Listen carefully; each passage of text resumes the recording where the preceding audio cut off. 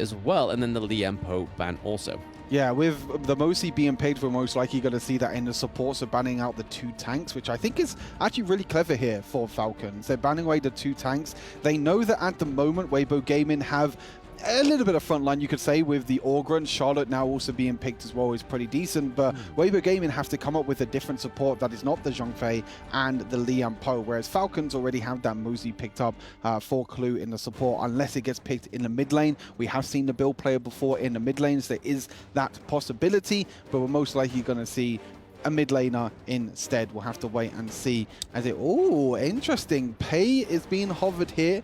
Is it going to be locked in as well? Hino. Okay, these are 2 very new picks. This is what they've been cooking up this whole time. This is the first time that I believe in the build has played Hino, and the first time that Ray has even played Pei.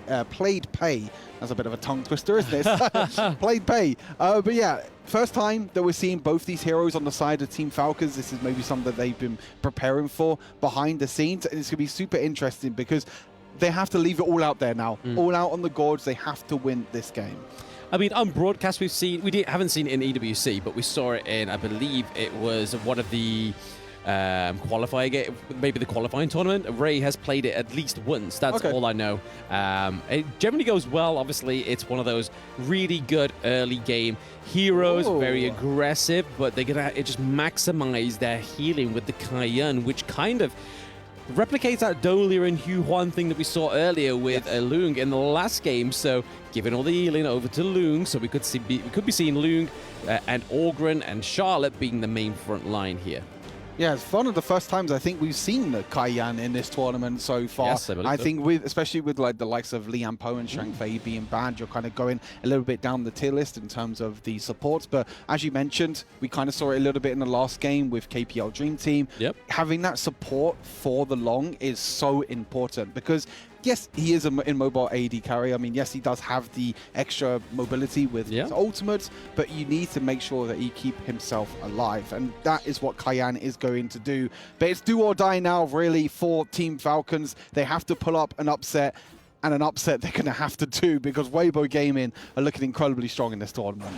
Incredibly strong and probably very incredibly angry as well because of what just happened there. But here we are. This is how you pay play. That was hard to say. I'm never going to say that again. But yeah, this is how you pay. I said it again. This is how you play Pei. Just super aggressive. Go in and invade the enemy jungle. Taking the blue from Orgren as well. Your tongue's in a twist already. We still got a long way to go. We still potentially have tiebreakers after this as well, Blam. Maybe I need some caffeine. I need some caffeine. But nonetheless, anyway, it's going to be exciting to see as Wawa is in a little bit of trouble here. Clue is there to back him up, but Wawa is going to be taken down here for First Blood. The rotations for Falcons didn't come in time, unfortunately. Clue was there to try and protect Wawa, but in the end wasn't able to escape.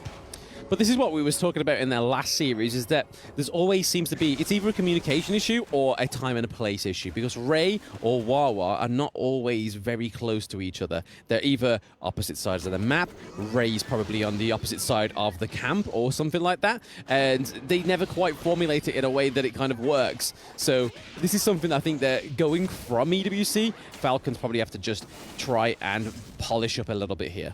Yeah, for sure. We're definitely seeing that they are struggling. They're probably the team that is struggling the most at the moment in this tournament. It's really a tough time for them. They're the only team now, Team Falcons, in this tournament to not win a single best of one. And it'll be really hard for the team to actually go throughout the whole tournament not winning a single game. We've had even teams like Kagendra picking up games as well with that shock against Vitality. And that's the kind of sort of aggression and positiveness that I want to see from Falcons this game, because we saw it, Kagendra, surprise Vitality. It is possible in these BO1s, but it's not looking too well so far during this early game.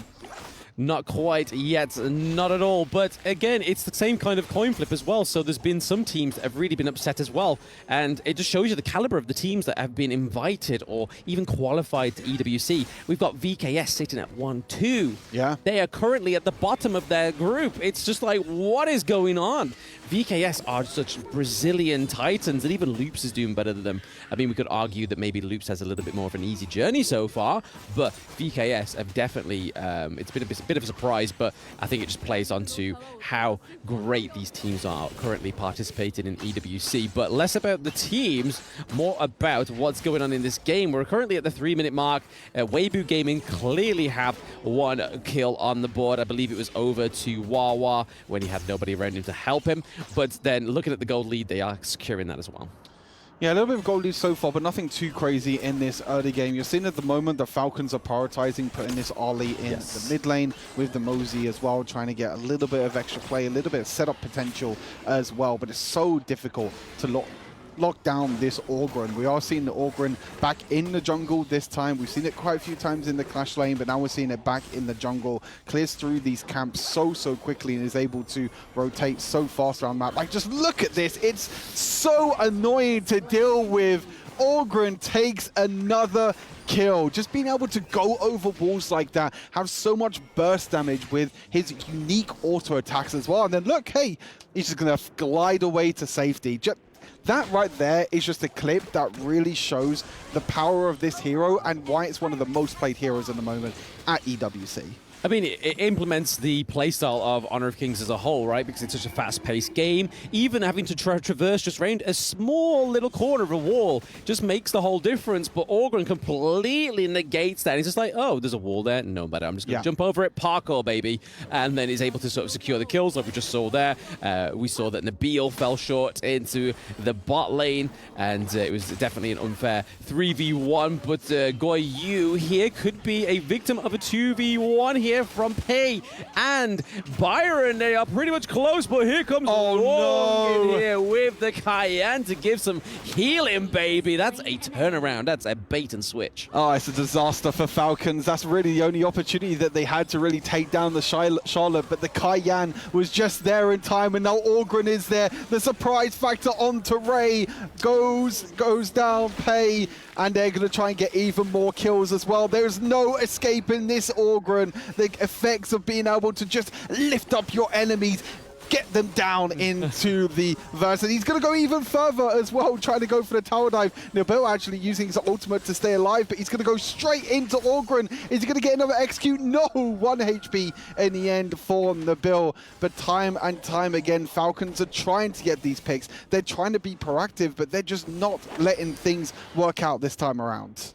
I mean, this is now showing why that Cayenne ban that we've been seeing throughout the first day of the mid-season invitational, why it makes sense. Because if you lock in the Orgrin, if you pair that with the Cayenne as well, you're just giving it way more sustain. You can just laser beam people, lift them up in the air, knock them back down, and then Cayenne just like, oh, no, let's heal you a bit. Let's just keep you going. Let's just keep that juices flowing into you. And what's currently not flowing into Falcons right now is any kind of lead. They've lost their farm lane T1 as well. Guy, you could be getting caught out here. This could be big for them. Okay, second kill going over to Team Falcons. We saw that Sofian is able to get that kill, keeping him on the line, trying to get the Ali activated, getting some itemization here, but the T2 is looking like it may fall victim here. Just the blessing that Orgrin has within that kit, just being able to just completely just direct yourself somewhere else. Yeah, for sure. I mean, they were able to get one kill in the bot side, but that doesn't really mean too much because they're just losing pressure across the map. They're just trying to get little wins at the moment, Team Falcons, because that's all they can do at the moment. They're literally 3,000 gold behind. They're trying to get this Ali ahead, but the Ali is just struggling in terms of farm and everything else. And Ray, I think you are on the wrong side, my friend. Ray is going to get completely caught out here, completely blocked off as well. Got to be trying to dash away and also try and get away with that shielding as well. But Orgrin jumping straight underneath the tower, as you mentioned, the sustain from Cayenne, and also the sustain that Orgrin has as well. You can't forget how Orgrin also has a crazy amount of sustain with his kit, which means that he can dive in like that into the tower and just sustain so much damage. But now it's Falcons still on the back foot in this game. Wawa actually on the flank. This is a time to shine for Wawa, trying to make sure that he gets a few kills. Kaiyan, he's playing ring around the rosies at the moment with Kaiyan. Kaiyan flashing away to safety, being able to escape. And then again, it's the Ogren, it's the burn that's coming on through, and the execution in the end as well. And he wants even more. A triple kill in the end for Ogren. Is he going to get more? Nabil's using the ultimate to get away, but he can just go over to terrain if he wants to. He wants to try and get this quadra kill. He wants more. Kon Ying trying to chase, but I'm not too sure if he's going to chase anymore.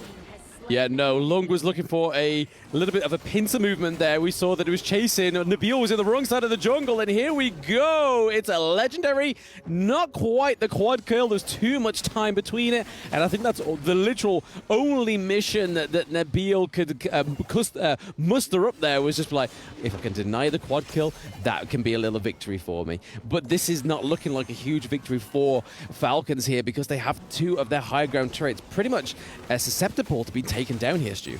Yeah, for sure. They've got the bot wave pushing in. They have the mid lane pushing in as well, and Ogren's going up to the top side as well. But look at Wawa again. You can see on the minimap, this is what they were trying to do in their game before against Boom Esports, yes. But it didn't work out. Look at this Wawa again, sitting in bushes, trying to get this flank, but this hasn't worked before, and I'm not too sure if it's going to work again. Ray's going to try and step forward, but Ray's just dead.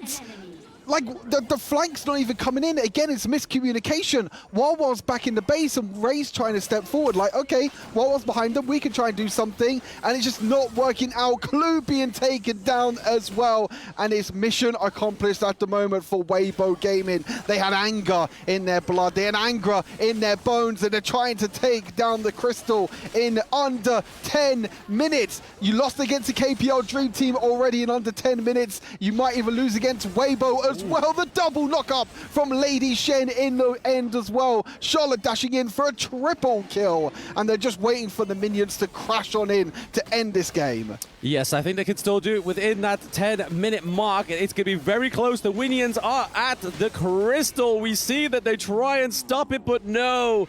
It is a crushing victory there for WEIBO Gaming onto Team Falcons. And this is pretty much it for Team Falcons, right, Stu? Yeah, I think it's pretty much them out of the tournament. I think they still need to try and beat AG Global to have a slim chance, but I think that is still going to be extremely difficult. But WEIBO Gaming coming back after that defeat against KPL Dream Team, it's a must-win for them to try and secure that second seed, which is going to be super important going into the quarterfinals, which means you play against the third place or the fourth place, sorry, I should say, from the opposite groups. That is still super important. But unfortunate here for Team Falcons. Again, still not being able to pick up that lesson, because today, after this win, they were able to put the flag the right way. Totally, man. You can see in the match scoreboard, it was a one-sided victory. It was a one-sided game. Like, it was WEIBO Gaming all the way. Like, we got multiple triple kills coming from Charlotte, coming from Ogren. There was no way that Falcons could actually do something different now. Yep, this was a very hard draft to play against, right? Because you had not only the sustain of the Algren, you also had the escape mechanisms of JD on that Loom. And more importantly, with that Hyun, him actually was so much heal offered to the side of WEIBO Gaming. Like, if you're on Falcons, how do you deal with that? Yeah, it was tough. They were not able to deal with this. The amount of team play that they had, they were feeding a lot of farm to Konglin. He was capitalizing. He had 9 kills, but Nuono, on the Cayenne, was on point. His heals made some tremendous saves, really put themselves in the driver's seat, and this snowball just got big very quickly. Yep, and this drop. That might be just one of the things of the keys right now with the Ogren, right? Maybe an Ogren pick with a Cayenne support might just allow Ogren just a better ability just to be a little more aggressive when he jumps in. Yep. Also adding with the Lady Chen as well, Destructive Deluge, you cannot run away. It's an instant kill. That 4% is going to be reached really quickly. Yeah, the team is like a really well-drafted lineup. This is something that's kind of scary. Like, how do you deal with this? How do you isolate? Everybody kind of sticks together, understanding their roles, and they were just winning almost every single team fight. I mean, they racked up their KDAs. Okay, so credits to the side of Falcons as well. They had that idea, let's play that early game, right? We saw the pay pick. It was really just, can we crush them at the early game, slow them down, and maybe don't let them recover? But they never hit that mark. Like, I don't know, that pay over there, like, what are you trying to do? Like, it's just such